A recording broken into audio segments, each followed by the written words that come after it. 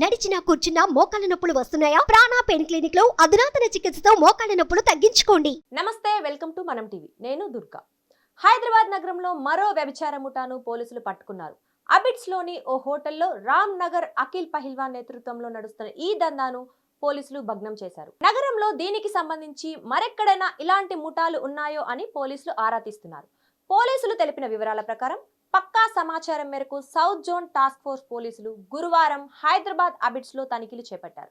Fortune హోటల్లో వ్యభిచారం చేస్తున్న ఈ ముఠాను గుర్తించి పట్టుకున్నారు. ఈ తతంగం రామ్ నగర్ అఖిల్ పహిల్వాన్ నేతృత్వంలో వ్యభిచారం చేస్తున్నట్లు సమాచారం.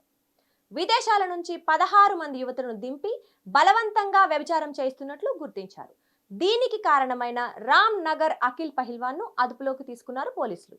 తనతో పాటు 16 మంది అమ్మాయిలు, 4 కస్టమర్స్, 2 ఆర్గనైజర్స్ తో పాటు అక్రమ వ్యవహారాలు నడుపుతున్న లాడ్జ్ యజమానిని కూడా పోలీసులు అరెస్ట్ చేశారు. వీరంతా కోల్కతా, ముంబైకి చెందిన మహిళలుగా గుర్తించారు. విచారణ నిమిత్తం అబిడ్స్ పోలీస్ స్టేషన్ కు అప్పగించారు. కేసు నమోదు చేసి దర్యాప్తు ప్రారంభించినట్లు పోలీసులు వెల్లడించారు. కొందరు కుటుంబ సమస్యలు, వ్యక్తిగత ఇబ్బందుల కారణంగా మహిళలు ఈ నరకకూపంలో పడి బలవుతున్నారు. పోనీ పనికి వెళ్దామంటే సరైన జీతం ఉండదు. దానికి తోడు పోనీ వచ్చిన జీతం సరిపోతుందా అంటే ఆదాయానికి మించిన ఖర్చులతో సతమతం అవుతున్నారు. దీంతో కొంతమంది ఏం చేయాలో తెలియక కుటుంబ భారాన్ని తమ నెత్తి మీద వేసుకొని ఆలోచన లేకుండా వ్యభిచార కూపంలోకి దిగిపోతున్నారు.